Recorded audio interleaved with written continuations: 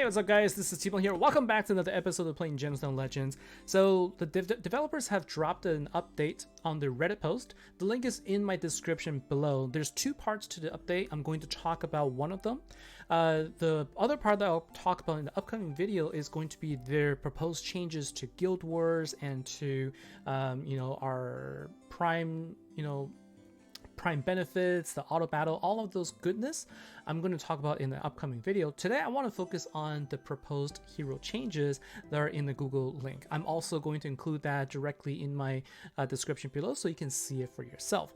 Now, take a look in above here. What I'm going to do is I'm going to show you the hero, and then I'm going to talk about the heroes themselves. What I did was I copied down the Google Doc and then I color coded it. So the blue column are all the existing skills as they are today. There's a total of 99 heroes listed there, a huge list of changes. Okay, the blue is in the is what's existing, and all of the numbers you see are the maximum skills. So like if you were to fully skill the heroes, the numbers you see is what represents. In the orange column, that's the proposed changes, and the numbers after the little caret or in the parentheses is the actual max. So when you compare numbers, make sure you look at the largest numbers in the orange column and the largest number in the blue column to see the difference. Okay, and so before we go on, I just want to say that, for the most part, these are all buffs. And so many of them are really good changes because what they've done is they've switched order of their activation, and I'm going to talk about why that's important. So the first one I'm going to talk about is Varnag. Okay, so I'll give you an example. So Varnag, I'm also going to use this opportunity to also show you the heroes here. And so if you take a look at Varnag, okay, so he's a blue attacker. We'll take a look at the skill. So what it does is it deals damage, first, and then gains increased attack. But then if you take a look in the orange column, the changes, with the proposed changes, he's actually going to gain increased attack first, then he's going to deal his damage. The thing is, when you apply, when you do a skill, the order in which the words appear is how they are going to be implemented. Okay, so in this case, in the changes, you're going to get the increased attack first, 50% attack boost, and then you're going to deal damage based on that percent of attack. So what you're getting is almost a 50% increase in your attack because you're getting your base value increased by 50%, and then you're applying 386% on top of that. So it's a big change for the very first attack that you do. Afterwards, if you're able to attack within the 3 turns for Varnag, you're still going to get a benefit, but it just makes that initial boost that much better. Conversely, same thing with Ketra, and this is actually probably where a lot of people are having some issues with her, and that is Ketra unfortunately now will not have the benefit of getting her defense applied first. It's going to apply second, so her initial attack is not going to be a little bit weaker. Okay, so that's the thing to think about, but you're going to see that a lot throughout the document. A lot of the heroes have these kind of boosts, and so in general, I think they're really good. But what I want to do is I want to talk about my favorite and the worst ones that I think are proposed. So let me know what you think. It's personal opinion. We're going to go through, we're going to talk about, I'm going to also show you in some cases what I think is really awesome about it. But let's just go through that. So the very first one is we're going to go through the rare heroes first. Okay, so we're going to go through the rare heroes, and I think the first one I want to talk about is going to be Bjorn. Okay, so Bjorn right now, to me, what he does is he grants a spell shield, and he grants increased defense, which is okay for an ally. But what you're gonna get, so let's move him to let's move this to Bjorn here. So what you're gonna see here is in the upcoming changes, he's going to gain taunt. Okay, he's also going to gain taunt, and his defense is going to be increased as well. Why is this relevant, and why is this a good change for a rare hero? Because there hasn't been a rare taunt hero in the game yet. For a rare hero taunt, so this way you can go up against green allies, green enemies, and you now have a taunt that is affordable. That's not in the form of a epic or a legendary hero, you have one from a rare hero. So for me, I think that's a good one.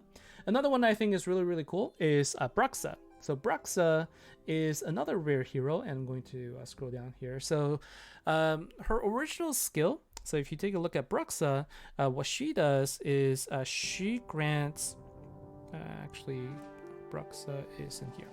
So Bruxa, what she does is she is already a really good mana generator in that she'll restore 70 mana at level 5. But then when you, in the new update, if that goes through, she's going to be able to give you 85 in mana.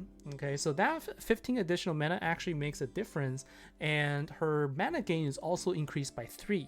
So her original mana gain is 21. So by having her mana gain go up by 3 gives her 24. Now you just need to add one caster set, and she will be able to gain her mana, her skill, much faster, and then give 85 mana to your ally. So you can, it is a really, really good way to get your skills going often, especially if you like using light heroes. There's really good synergy there. Okay, now moving on to the epic heroes. The first one I want to talk about is Awad. And if you take a look at his skill, okay, so let's scroll up here and I'll highlight it. So Awad here, his original skill restores 15 mana to all allies, and that doesn't change. But his passive ability, a max ability, when your hero dies, when Awad dies, he grants 15 up to 60 mana at maximum. Okay, 60 mana to all allies when it's killed. And then in the new passive ability, it will restore 100 mana. So as soon as he dies, all of your allies will gain 100 mana, so they're automatically fully be able to activate. So imagine if you have an attacker, or if you have some like really strong skills that you just are waiting to shoot off, you can use that. And guess what? If you have someone that can revive, you're going to get some really good benefits. So I'm going to actually show you this because I was testing it out and I thought it was pretty fun. So let's go and see. I was actually testing Arena, so I'm going to show you that one a little bit later. But let's go ahead and set this up. So what I want to do is I'm going to show you this really cool this really cool thing about Awad here. So I have him at level 40. Okay, and I'm going to also bring in a healer, and so what I'm going to do is I'm going to bring in Grima as my healer here, and I'll bring another one, so I'll bring Turret. So these are all not just healers, but they are also revivers. Okay, so let's take a look and see. So we're going to just do some attacks here, but they're all going to focus fire on Awad. Right, so we're going to go ahead and lose our health, and then you're going to see everybody gets some. Everybody gets. He's not maximum, so let's see how much he gets. When he dies, he got 40 mana. Okay, so I was able to give him 40 mana, and because of that, I was able to use Premislav's skill when he previously wasn't able to use it. And so this is not the greatest way to show it because my heroes are actually strong enough to take them all out. But the point here is they're always going to attack Awad. And Awad is always going to then provide additional mana to everyone, and then you have a revive hero to revive him, and you can kind of repeat the cycle. So I think that's actually a really good one. There's never anything wrong with using a hero that can give you 100% of your mana every time. All right. Then the other one is going to be Kurgi. So Kurgi was already pretty good, but I think with the changes that are planned, this actually makes them really, really strong. So let's take a look at Kurgi here. So we're going to go back to the heroes, and we're going to the lexicon, and I believe Kurgi is... That's the thing. Sometimes I have to remember where they are, so give me a second. I think he's in this one right here, the Empire. Or is he in Desert Nomads? I'm having a hard time finding him right now. Hold on a second. Kurgi. I think I might have I think I might have skipped them a lot. Oh, there you go. I kept thinking there's only 4 of them. That's why I was looking at the bottom. So Kurgi's skill. So this is Kurgi, a purple hero. And if you take a look at the passive ability, the first thing is active ability inflicts vulnerability first. Okay, so then when you deal damage, the enemy is going to take more damage. That's the first thing. Passive ability. There's a 100% chance to remove all positive stats, okay? Not just 4, original is 4, but now it's all, okay? Every single positive status, and you inflict snare if they are affected by soul replenish or recovery. Recovery is such a common skill that all your enemies are probably going to have, that you're always going to be casting this. And this is going to be super strong against, against Streetblock. So Streetblock, or quite often you're going to encounter, let's say a defender like Martin or Aurora. They're often going to have soul replenish or recovery on them as well. So you can get rid of their taunt. You can get rid of their shield. You can get rid of a lot of things that boost them. And I think that this is actually a really good change to him. Makes him even stronger against a popular hero like Streetblock. And then let's move on to the legendary heroes. There are 2 that I want to talk about. So the legendary ones, the very first one is going to be Helica. So Helica was, a hero that not a lot of people liked her. Okay, they didn't think that she is a really great hero because what she does is she just she heals and then she grants immunity. But actually, she's already quite strong. I actually already used her a lot by pairing her with a taunting tank. The tank basically never dies. Okay, but now what you get is the new ability. Not only are you going to give them max HP, 60% of max HP, you're also going to give them 60 mana. Okay, so the person that's going to protect her is going to get health and mana, so they're going to continuously be able to activate their skill, and they're going to also have immunity during that time. So basically, you can really protect yourself. So Helica has just gone from, in my opinion, in the beginning, I didn't really know whether she was good or not, and then I started liking using her, and now I think she's just really, really awesome. Okay, and then the other one that I don't have, but I think is actually a really awesome boost is Egast. So if you take a look at Egast, it's a passive ability that's the change. So there's a lot of text. By the way, all the legendary heroes have a lot of words, and there's a lot of rework. So I've sort of taken them, and these are the 2 that I think I like the best. So for Egast, for every positive status affecting an enemy, increases damage by 12 and a 15% max. So if you have a hero that has 10 positive stats, that's 150% damage boost. And if the target is the special ability is blue, he also gains mana and health and increases and his mana gain is increased by 1 at max level. But that's just an insane amount of damage they're going to be able to deal against blue enemy, and he is already an attacker type, so he's already going to have good attack because his damage is based on attack, and he ignores defense. So he's going to really be able to get his damage through those enemies that like to buff themselves. So that is something that I think is just really, really strong. All right, time to talk about some of the things that I don't think are so good. So the very first one is going to be that I'm going to talk about is Orgak. All right, so that's going to be a rare hero. So again, we're going to go down to talking about some rare heroes, some legend, and some epic heroes as well. And so Orgak, okay, so if you take a look at him, he is a red hero. And so today what you have is you have ability to attack all enemies, okay, and then you decrease their defense, and then you can potentially stun them. Okay, 60%, it's not 100%, but there's a 60% chance to stun. Now, if you take a look at the change here, you have an increased chance of inflicting the defense, but you lose stun. So while it's a buff overall, I think that the fact that you're losing stun is what I think is kind of makes it questionable. So I almost feel like the stun is kind of what makes him stronger, and so that is something that I wanted to bring up. I personally would like it if he didn't lose his stun, because I think that's what makes him a good hero to go after. And then we'll take a look at the next hero, and that's going to be Harmik.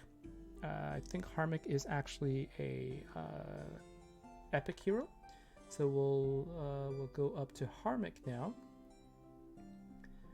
and let's take a look here. Okay, so Harmik, what the change here is, he has a passive ability that he's going to be losing.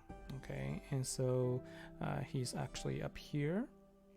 So is the red attacker. So if you look at his passive ability, he has, this damage increase by 35% if he's affected by increased critical chance. Well, if you take a look at the change here, the original passive ability gives him an increased damage, but then the new passive ability gives him an increased accuracy.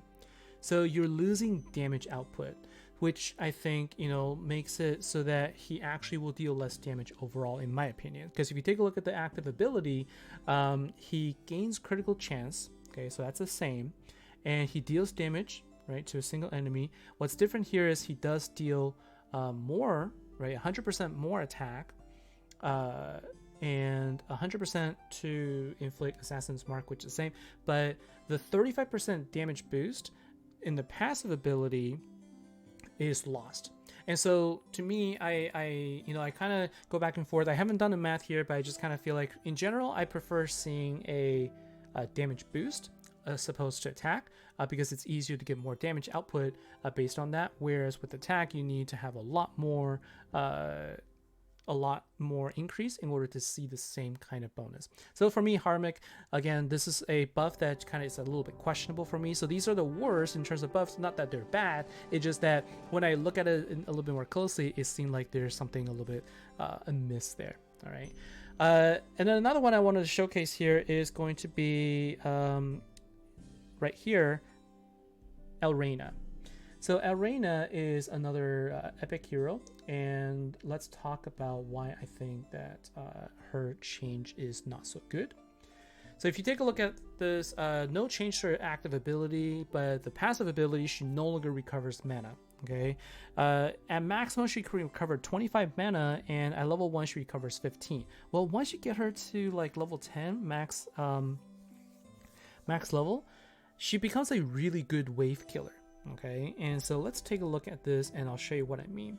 So if we go into Tenebris, and then you bring in, I'm going to bring in a different hero here. So let's go ahead and bring in Mrs. Claus here for survivability, and then I'm going to bring in, where is she?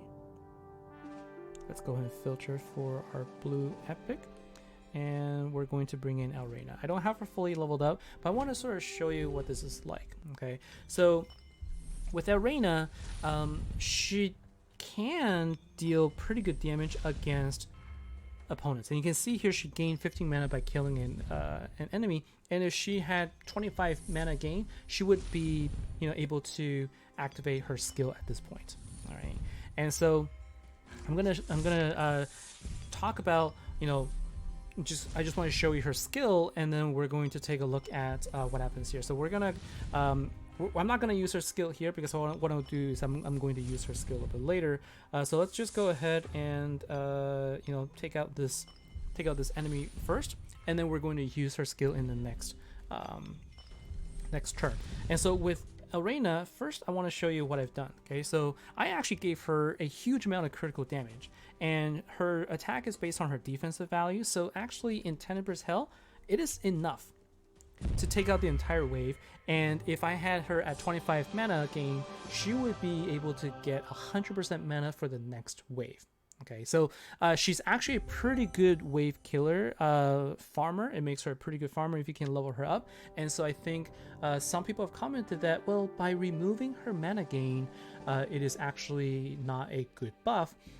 So what happens here is, she will inflict decreased critical chance and decreased critical damage, but that's already her active ability. So her active ability already does all that, and so by having that on the passive ability again, makes it seem like it's redundant, and so that's one that I think some people are saying it's really not that great. So there's two more heroes I want to talk about. They're both legendary. So let's take a look at the first one, and that is going to be Yaga. So Yaga is one of those heroes that I've always kind of been interested in, but I couldn't get her. And so, she's not there, so let's take a look. And Yaga is right here. So currently what she does is she's all about curses. Okay, so she curses, on all enemies, and then another chance to curse again. But then she does inflict self-inflict poison, but she's all about cursing. Okay, and the poison for her is okay because she uses that to boost herself. Okay, so she gets more accuracy, and she also restores health anyway if you have yellow enemies. And so that's actually not too bad. But then her proposed changes, you can see that it removes all of that. Okay, so now it's decreased critical damage, and then you inflict color blindness and board jester. So now you've sort of turned Yaga into kind of like what Celestia, or maybe like I forget his name now, Celestia, or let's take a look at Jasper. Okay, so kind of like a combination of that, but I kind of like the fact that she is there for the curse. It got moved to passive as a got moved, the curse moved it for passive ability for a start of turn. I'm not sure if I'm really I don't have her, so I don't know if this is a welcome change at all. When I read it, it just kind of seems like something that was a little bit off for me, because I like the fact that she was one of those heroes that can do curses. All right, very last one. We're actually right here, and this is going to be Merlin. So this one's going to cause a little bit of controversy, I think. Now, personally, I actually don't think that that this is a bad change. Personally, I actually kind of welcome this change because if you take a look at the changes here, and there's a lot. There's like a big long text in active ability in the blue.